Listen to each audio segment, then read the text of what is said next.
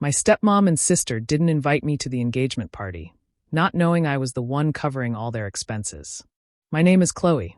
I'm 27 years old, living in sunny San Diego, California, where I work as a graphic designer.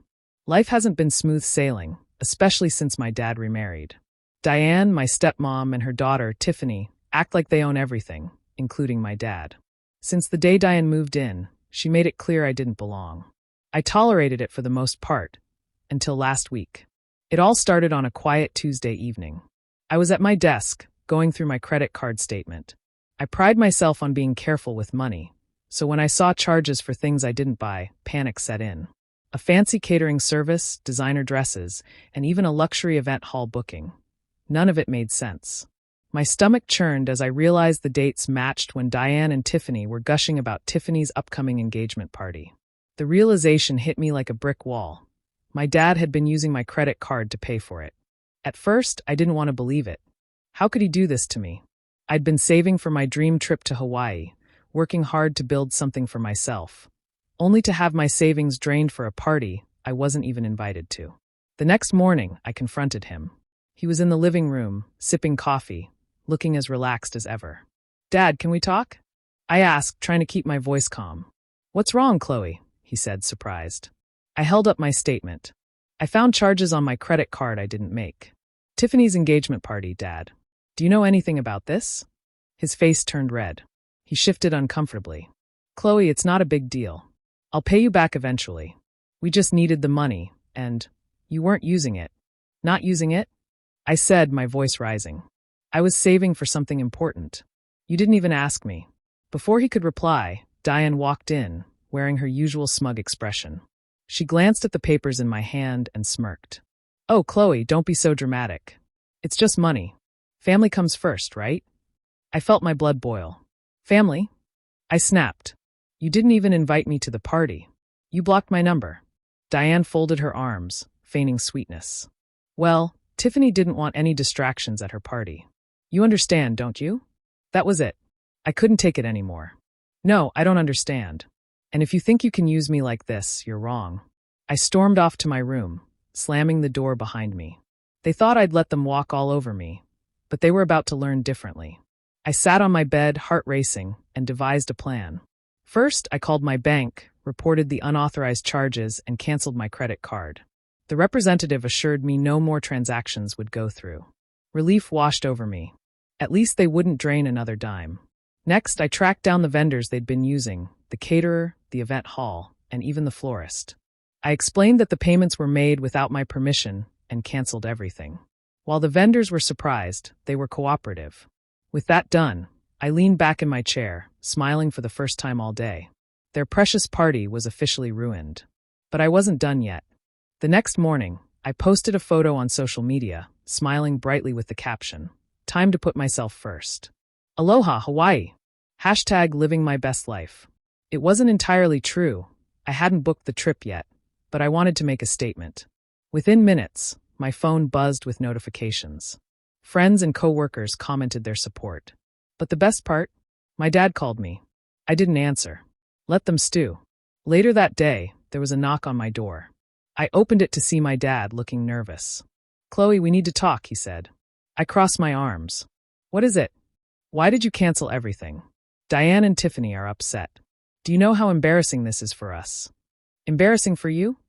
I said, incredulous. "You stole from me, used my money without asking, and expected me to just let it go. Why should I care if they're upset?"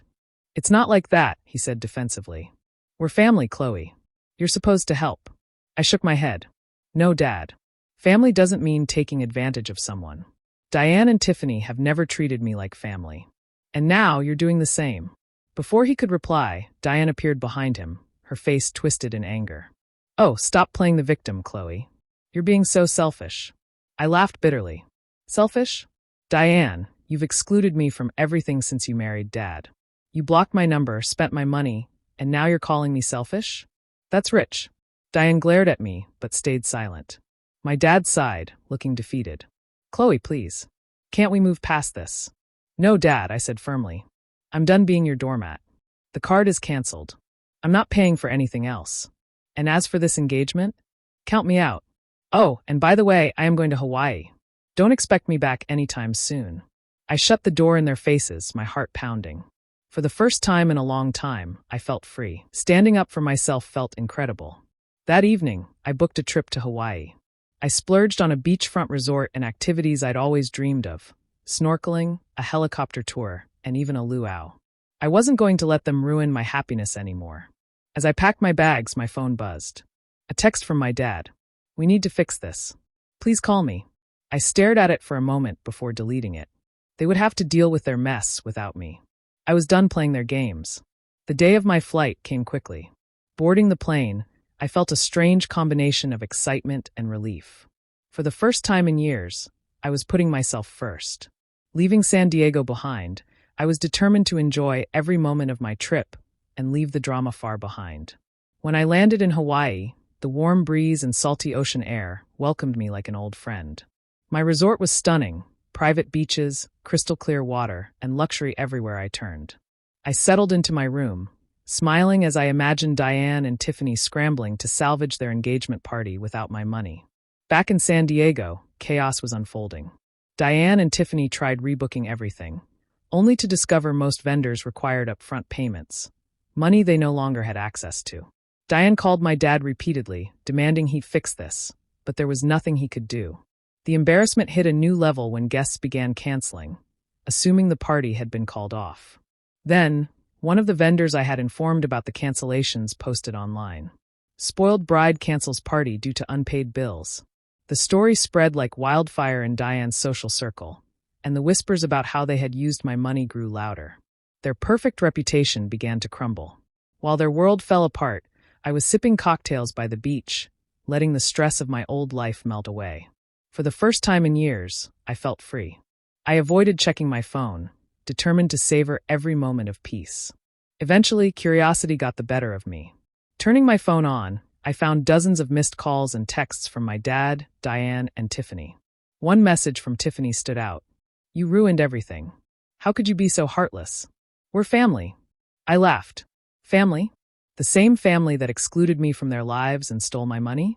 The entitlement was almost comical. I replied to only one message, my dad's. "I told you I'm done being taken advantage of. Diane and Tiffany need to figure things out on their own. Don't contact me again unless it's to apologize." Hitting send felt empowering. A few days later, I received an email from one of Diane's former friends. She'd heard about the situation and shared something shocking.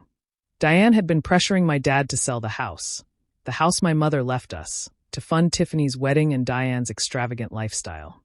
The house I grew up in, the last piece of my mom's legacy, was just another pawn in Diane's schemes. Anger surged through me. It wasn't enough that they stole from me. They wanted to take the one thing I had left of my mother. This time, though, I had the upper hand.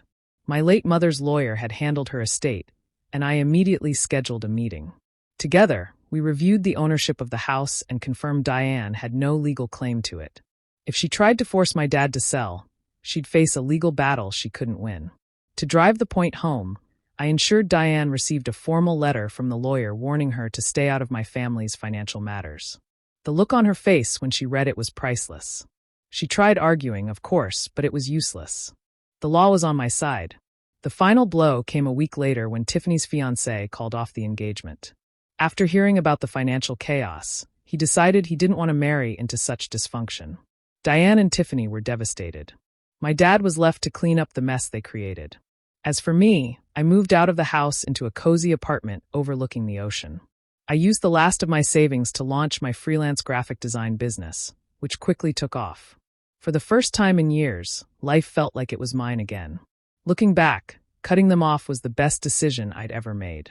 Diane and Tiffany underestimated me, thinking I'd always be their doormat. But I was stronger than they ever realized. Now, I'm free to live the life I deserve. And it feels damn good.